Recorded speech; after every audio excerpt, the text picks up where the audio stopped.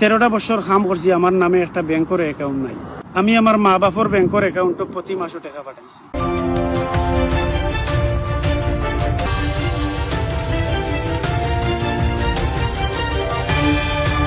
পাসপোর্টের ডেট বাড়াইয়া রে ভাই আইসলাম সৌদি আরবের মাটিত আইয়া একটানা 13 বছর কাম করিয়া ঘর দরজা বানাইয়া বাড়িঘর বানাইয়া বনিন টনিন বিয়া দিয়া বাইয়াইন তোরে লাইনও লাগাইয়া 13 বছর বাদে বাড়িত ফোন দিয়া উঠিয়া কইছি তো আমি 1 নমুনার সফল হয়ে গেছি, আমি দেশও আইয়ার আমি বিয়া শাদী করতাম। এই কথা শুনিয়া আমার মা বাপে আর বাইয়াইনতে উঠিয়া কইছেন যেন বাজারত 3 তলা বিল্ডিং গোটাইন তাইন খাম ধরাই দিছ। এখন আমি আর দেশও যাইতাম না, ও বিল্ডিংটার খাম শেষ হওয়ার বাদে আমি দেশও যাইতাম।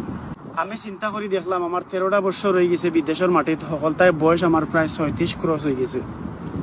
এই যে বিল্ডিং তাই তাই খাম ধরাইছেন, এই বিল্ডিংর খাম শেষ হইতে হইতে আমি শেষ হয়ে দিব, বিল্ডিংর খাম শেষ হইতো না, ওলা বিল্ডিং তাই তাই খাম ধরাইছে। যৌবনের বয়সরে বাইসাইছি না কোনোদিন গুনার খামও লিপ্ত হইতাম। আল্লাহরে ডরাই সব সময় ডরাইয়া চলাফেরা করছি। 13টা বছর কোনো খারাপ খামও লিপ্ত হয়েছি না কোনোদিন। একমাত্র হয়েছে সফল হইম, এর পরে বিয়া শাদী করবো। আল্লাহ আমারে কতক্ষণ পর্যন্ত খরাইছেন, সফলও খরাইছেন, সব কিছু খরাইছেন। বালিগড়ের ভাই সপ্তাহ শেষ করে লিছি, এখন একটা উচাওয়া যেন বিয়া শাদী করতাম। আমি যদি যৌবন বয়স যদি গুণা থেকে বাঁচিয়া থাকতাম না পারি, তাহলে তো এই গুনার বার আমার ফ্যামিলির কেউ নিত নাই। আর আমি কোনোদিন রে ভাই গুনার কাম করছিও না। আল্লাহ পুরুষ বানাইছেন, প্রতিষ্ঠিত হয়েছি, সব তো ওকে হয়ে গেছে। এখন বিদেশ থাকি ভালোই যেতাম, কিন্তু টানটানোর আবদারর গেছে, আমার বিবেক হারিয়ে গেছে। এর কিতানে আমি আমার আশপাশের মানুষের উঠিয়া কইছি আমি আর দেশও যাইতাম না। আমি যদি মরি আমার লাশটাও তোমরা বাংলাদেশও দিও না, ও দেশও তোমরা মাটি দিলেও। 13টা বছর কাম করছি, আমার নামে একটা ব্যাংকের অ্যাকাউন্ট নাই। আমি আমার মা বাপর ব্যাংকের অ্যাকাউন্টে প্রতি মাসে টাকা পাঠাইছি। আমি আমার ভাইয়ান্তর ব্যাংকের অ্যাকাউন্টে প্রতি মাসে টাকা পাঠাইছি। আমার নামে কোনো ব্যাংকের অ্যাকাউন্ট নাই। আইজ তাই তাই আমারে উঠিয়া কইতরা বিল্ডিংর খাম শেষ করাইয়া আমি দেশও যাইতাম। আমি আর দেশও যাইতাম নাই রে ভাই। প্রবাসী অকল তো বিদেশও তারার জিন্দগির আদা শেষ হয়ে যায়। বিয়া শাদী আর আমার লাগতো নাই। আমার মা বাপর আমার ভাইয়ান্তর আশা ফুরক, বিল্ডিং ফুরক, সন্তানোর আশা যদি ফুরে তাইলে একটা তো আমি সুখী। আমার জীবনের একবার শখ উঠছিল, আমি আমার ফ্যামিলিরে উঠিয়া কইছিলাম তাই তাই আমারে এই সুযোগটা দিছেন না হিসাবে তাই তাই পাল্লা থাকুক সব সময়।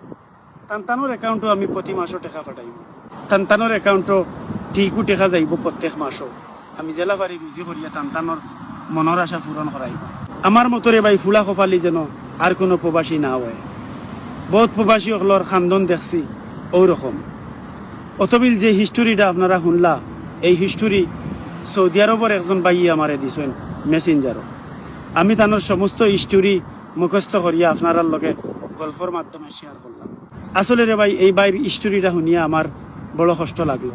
আমরা যারা ভাইয়ান বিদেশ, তারা যদি সফল হওয়ার বাদে দেশও যাইতে চায়, তারারে দেশও নাকুয়া। তারা যদি বিয়া শাদী করতে চায়, তারারে বিয়া শাদী দিয়া দেখুয়া। খালি ঠেকা ঠেকা বিল্ডিং ইতাই জিন্দেগি যায় না।